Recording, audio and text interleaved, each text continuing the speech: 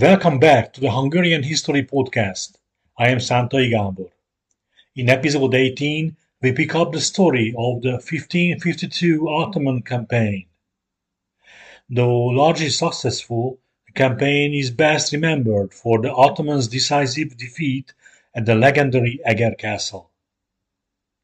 As was the military custom of the age, King Ferdinand entrusted the defense of Eger Castle to two captains, Dobó István and Zay Ferenc. Recognizing the threat of modern artillery, they urgently continued rebuilding the fortress. Dobó's innovations included a bastion in the inner castle, built in the old Italian style and bearing his name, along with the new living quarters along the western walls and an additional earth bastion near the dungeon bastion. These frantic preparations set the stage for the legendary 39-day siege of 1552. Against all odds, Captain Dobó István and his garrison beat back the overwhelming Ottoman force. The siege was a turning point in history. It was the first major Turkish defeat since the disaster at Mohács. At Eger, the myth of Ottoman invincibility was shattered against the castle's resilient walls.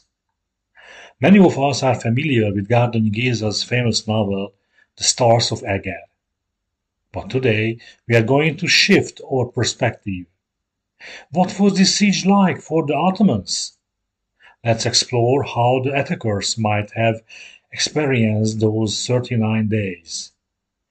Here is my dramatized account of the siege of Eger, told from the Ottoman point of view. Listen to it. Pasha Hádim of Buda, the Gelded, was the first to arrive at the castle of Eger on 11 September. The forces of the Serdar, Kara Ali and the Third Army of Beglerbey Sokollu Mehmed hadn't arrived yet, and it filled Hádim Ali's heart with joy. After building his camp on the northern side of the city, he immediately had his 4 huge siege cannons positioned against the well-fortified walls of Eger, which looked like an enormous turtle. He knew that the war season would come to its end on 26 October. It was the final payday, the day of Crescent, for the true Muslims, and the day of Saint Demetrius for the Orthodox Serbian mercenaries who served in the Sultan's army in great numbers. The unwritten custom of the Janissaries, who hated the cold weather, demanded the leaving of the frosty land of the infidels behind. So he wanted to finish his successful campaign with the taking of this strategic city. The Pasha watched as his Topku artillerymen adjusted their beloved western-made cannons, which had served them so well at the siege of Eger Castle and on the battlefield of Palasht. He thought of his costly victory at Gergely and recalled how Captain Sondi humiliated the Janissaries by repelling their fiercest attacks for 4 days with his mere 146 men before his death. Praise be to Allah, he thought. The Janissaries were so ashamed that they could hardly wait to make amends in the battle over the infidel Teufels army a month later at Palasht. While he looked at how his Topkus fired their cannons for the first time to measure the right distance correctly, he recalled the pleasant victories of this summer. How he and Kara Ahmed had taken Veszprém and Temesvár, not to forget Szolnok and Lipa, as well as some 25 Hungarian strongholds. Thinking of Kara Ahmed, he winced. The mighty Serdar's troops were due to arrive any time now. He disliked him for his pride, but the third commander, Beglerbey Sokollu Mehmed of Rumelia, was not to his liking either. As Ali the Gelded was a true noble Anatolian, he despised the Serbian renegade Sokoli, who was an upstart, regardless of his martial deeds. The Sultan's army had to take Eger, so as to open the road to the fabulous mining towns to the northwest. Eger was their only obstacle towards Pasha, the great town which was the key city of the eastern part of the Hungarian upper lands. Eger was doomed to fall. Within 2 days, Kara Ahmed and Sokoli Mehmed arrived, and made their camps on the western and eastern sides of Eger. All the other beys and pashas managed to obey the order of the Serdar, in time, and the commanders from the Ottoman-occupied lands of Hungary joined them. Pasha Hanivar came from Belgrade. Pasha Arslan arrived from Székesfehérvár, along with Bey Dervish from Bécs, and Pasha Mehmed from Szendrő. By the evening of 13 September, Bey Mustafa from Szeged and Bey Veli from Hatvan saluted the Serdar, but they didn't have to wait for Bey Kamber from Illyria and for Bey Ulama from Bosnia either. As a whole, they could boast almost 45,000 warriors. The Ottomans had 16 zarbuzans, which were very large siege cannons, as well as 150 medium and smaller pieces of artillery. They had a fleet of 2,000 camels, which proved to be highly useful in the collection and transportation of wood to the site used for the construction of temporary siege platforms. Serdar Kara Ahmed contributed twice as many troops to the united army, but he appreciated Hádim Ali's wide strategic talent and his skill in artillery. The Serdar received him and Sokoli Mehmed in his recently erected tent and asked Ali,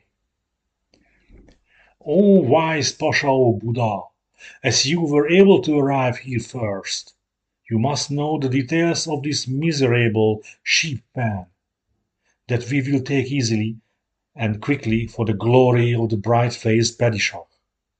Enlighten me and the noble Baghdad Bey with the report you must most likely have made for us." Hádim Ali bowed and hid his smile. Everybody knew he had the best network of spies and renegade prebaks. "Most valiant Serdar, may Allah pave your way to the seventh heaven with joy.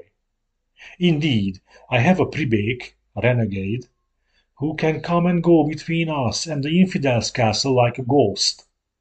Although the number of the defenders is just 2,364 men, their commander is a cunning enemy of the Islam, a certain Lord Dobó István. He has filled the stores and chambers of his castle with provisions and supplies that would feed them until winter. Then he sent away all the people whom he thought would burden him, and made the remaining men and women alike swear a terrible oath to hold Eger to their last dying breath. Dobó desperately asked for help from his king, but it was mostly in vain. Some reinforcement arrived only from the other castles near Eger and from the villages. "Will the Habsburg king send him reinforcement?" Sokoli Mehmed interrupted. "Great Baghdad Bey, the imperial troops are idly waiting for the order of their cowardly king at Győr, which will never be issued. They are allowed to block the way to Vienna, but they are strictly banned from taking any action. If they knew how many good Janissaries you lost during the summer, they would certainly make haste, O Victor of the Sultan," remarked Sokoli Mehmed. Kara Ahmed furrowed his brows and investigated further. "It is most likely that those Landsknechts, German soldiers, in Győr, will run whiningly to their master, King Ferdinand, in fear of our swords. Tell me, Pasha Ali, how many cannons are in this sheep pen? The defenders have only 6 large and about a dozen smaller cannon and additionally about 300 trench guns, which are also called hook guns. The cannons are said to have been wisely deployed, even behind the inner castle's walls, so as to cover the entire fort with their fire. As for gunpowder, they have 2 dry mills, which can produce ample supplies of ammunition. Glorious Serdar, the sheep of this pen have rather desperately prepared to face us. What makes you think so? Their morale is high, because the defender of Eger Castle, Szondi György, provided them an example of valor. On the other hand, they recall how your force's mighty commander slaughtered Captain Losonc István when they surrendered the castle of Temesvár to you in exchange for safe conduct. By the holiest bird of the prophet, you are trying to accuse me of cruelty with your honeyed words? Did you not do the same thing when you took Szeged and Veszprém castles? We both know that the oaths given to the infidels can be changed any time. A true Muslim would think it proper. Instead of this talk, go and aim the church towers of the castle with your renowned cannons, so as to prevent them to see into our camp. Besides, we could have started the siege a lot earlier if you hadn't wasted your time by going back to Buda Castle after the Battle of Palasht. You wanted to sell the German captives in the slave market of Buda, and in your greed you neglected the duty to the Padishah. Now be dismissed. Hádim Ali was choking with fury, because the Serdar was right. On top of his reproach, he couldn't boast of a huge income from the captured Landknechts, German soldiers, because those cunning traders pushed down the price so much that even a sack of flour was too much for a healthy German infantryman. Seeing the flabby eunuch gone, the Serdar summoned the clerk. He turned to Bey Mehmed, saying, "Have the following letter delivered to his captain Dobó, and let us see whether he would make his pants dirty in fear for his life or not. Write him the next. I, Serdar of the bright-faced Padishah, Kara Ahmed, demand you and warn you to seek for mercy of the mighty and righteous Sultan Suleiman, instead of experiencing the edge of his weapons, and surrender Eger Castle at once. In this case, I will grant you your lives and properties, and even give you all the old privileges you used to have at the time of your former king. Yet, if you want to stubbornly insist on defending your castle, you will lose not only your property, but also your children and your own lives." The letter was quickly sent, and Dobó's answer didn't make the Turks wait a long time. A black coffin was hung out from 2 spears in front of the southern wall, to show how he and his men were all prepared to die a decent warrior's death. The cannons of Hádim Ali began to roar. The bombardment lasted for 2 full weeks, and paused only for a couple of days when they ran out of cannonballs, which were carved out of marble and weighed 100 pounds. The lack of supply was unusual in the well-organized Ottoman army, and tensions grew between Hádim Ali and the Serdar, who mutually blamed each other for the lack. The eunuch proved himself superior in commanding his top-cook soldiers, though. Each night Ali had his Zarbuzans deploy closer to the walls. As a result of this, his 4 cannons caused greater damage than the 12 Zarbuzans of Ahmed and Mehmed altogether.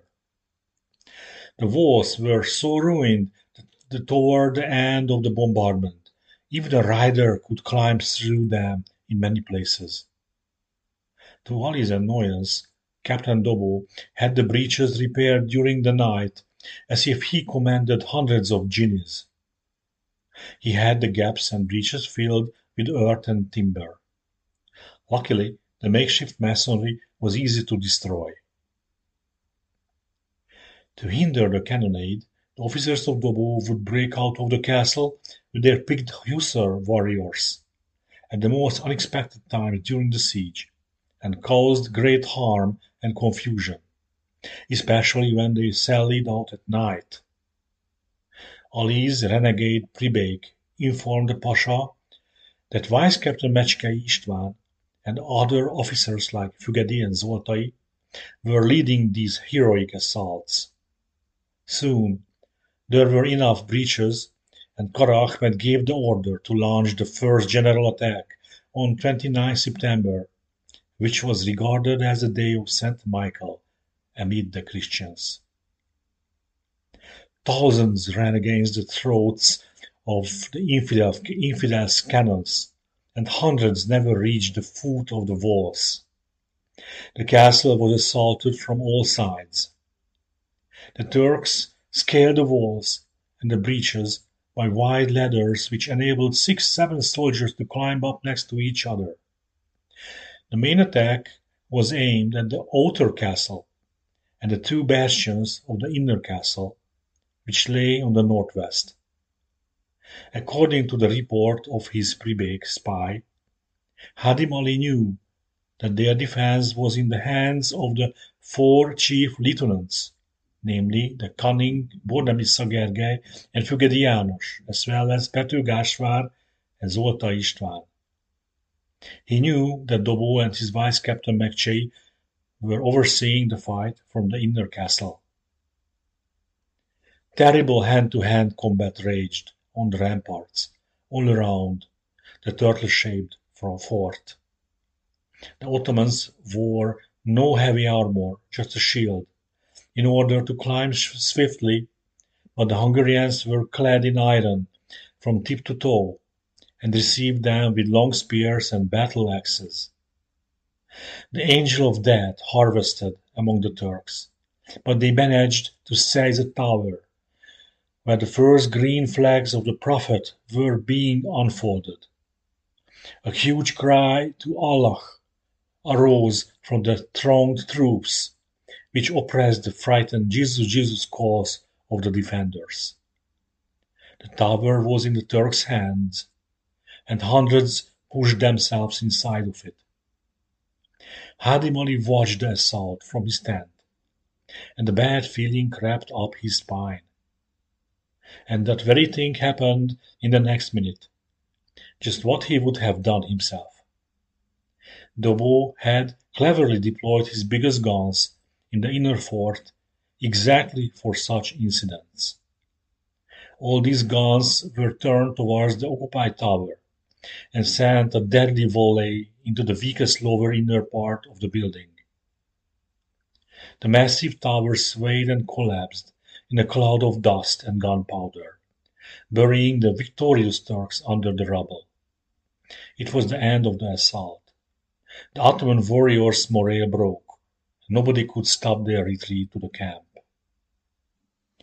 The bombardment of the castle went on, and the cold fog of autumn mixed with the white cloud of smoke coming from the Zarbuzans, the smaller battle snakes.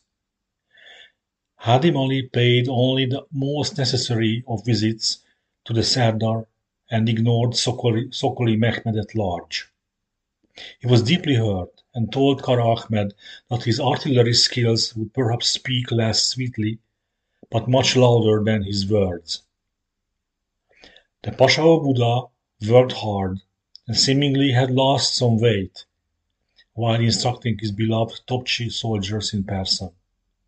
He had keen eyesight and was not shy to dirty his kaftan by adjusting the barrel of his arbuzans himself, aiming at the cathedral of the inner castle, where the infidels were storing their gunpowder according to his Pribék spy. It was already the 4th day of October, and some progress had to be made because the soldiers' morale was very low. The Zarbuzans were fired, and Ali wiped the blackened sweat from his eyes.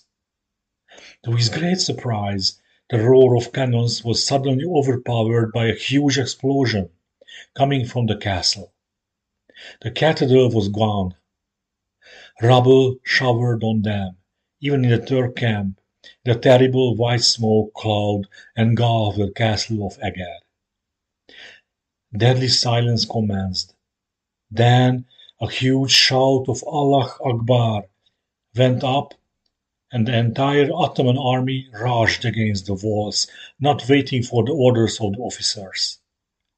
Indeed, it was a red-hot cannonball of Hádim Ali, which blew up the greater part of the gunpowder supplies of the defenders, causing damage in lives and walls, while shaking the morale at the same time. The Turks ran against the ruined bastions of the Turtle and assaulted the great gate as well. It was Dobó's smartest officer, Bornemisza Gergely, who saved the Christians from this peril. He had devised primitive but lethal grenades and powder-keg-sized bombs to use against the attackers, as well as a watermill wheel packed with gunpowder, which he rolled on into the Ottoman ranks. His secret lay in the gunpowder not simply exploding, but sparking even more fire. He loaded these weapons with oil, sulfur, and flint, in order to shower the enemy with burning missiles. Even after the storage tower containing 24 tons of black gunpowder exploded and caused extensive structural damage, the invaders still couldn't find a way into the castle compound, and they had to retreat again. The bombardment went on, and Kara Ahmed tried to outdo Hádim Ali. He tried to dig tunnels in order to collapse the walls using mines. Yet, Dobó had counter-tunnels dug, and all his attempts failed. Bey Szokoli had a different plan in mind. He borrowed Hádim Ali's Pribék spy and tried to bribe Hegedűs István, one of the officers, but his plot was revealed and Dobó had Hegedűs hanged along with the Pribék. The Turks had expected an easy victory, but the bravery of the castle's defenders, as well as Dobó's inspired leadership, resisted and repulsed the repeated Ottoman assaults.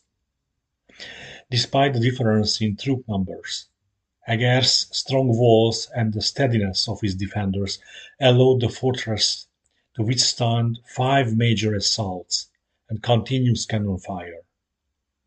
Excluding the ones stuck in the walls of the stronghold, almost 12,000 cannonballs landed inside the fortress. This was how 12 October came about. There was frost inside the tents at night, and the soldiers suffered from epidemics. The Pasha of Buda and the Serdar agreed that they have to force victory by launching a great overall assault. Although the Ottoman warriors proved an unearthly heroism in fighting from early morning until late at night, their efforts were put down by the desperate defenders. The women of Eger took part in a sizable portion of fighting on the walls, pouring boiling water or tar over the advancing Turks, or taking up sabres and spears themselves. Helping their men in combat was not uncommon among the womenfolk of the borderland, but for the women of Eger, their heroism has become legendary. It was all the more humiliating for the Muslims having been beaten by women. After the unsuccessful assault, new gossip began to spread among the soldiers. Ali knew the source of it, but he was unable to fight against the legend that the Hungarians were fighting with the strength of bulls, because they were drinking the blood of the bulls. Ali knew it was not true. The Hungarians were only consuming huge quantities of good red wine during the fight, which turned the soldiers' beards to color red. The mood of the Muslims was sinking every day, with the coming of the freezing nights and the heavy rains of autumn. They complained to their officers, and the Janissaries were close to mutiny, claiming that Allah was on the Hungarian side and they wouldn't fight against God. Indeed, the Turks' casualties were innumerable. In addition to this, the reduced rice rations and allegations of corruption among the officers caused further discontent. Kara Ahmed was raging and gave a strict order to repeat the assault the next day. In the morning, the Ottoman officers had to put aside their whips and use their naked blades to herd the tired soldiers to launch the assault. Several bastions and gates were attacked at the same time, but the losses were very high, and they were beaten back. The following 3 days were spent in collecting the dead and burying them. The fighting mood of the troops in the irregular units had been decreasing for many days, but the Serdar wanted to force them to launch a final attack. He reasoned that the Hungarians had also lost 1/3 of their number, and they were fatigued enough, having given up faith that King Ferdinand would send them reinforcements. To his dismay, even the more disciplined Janissaries refused to continue to fight, and they plainly refused the orders from their own Aga officers. It meant the end of the siege and of the campaign, because the irregular troops would have never fought without the Janissaries. After 40 days of bloody fighting, after this brutal and intense struggle, the Ottoman army withdrew, beaten and humiliated.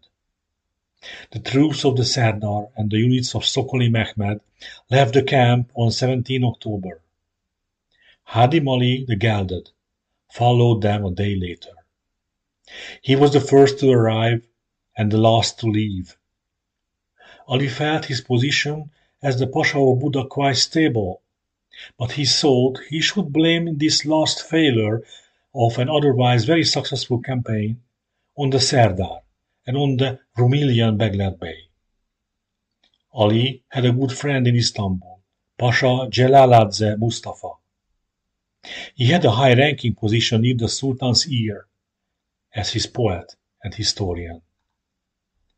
Before the Serdar could reach the Sublime Port in Istanbul, Pasha Jalaladze Mustafa had already read the letter of the Pasha of Buda. Among other things, Hádim Ali wrote him the following: "The number of the fallen martyrs who died at the walls of the castle is countless.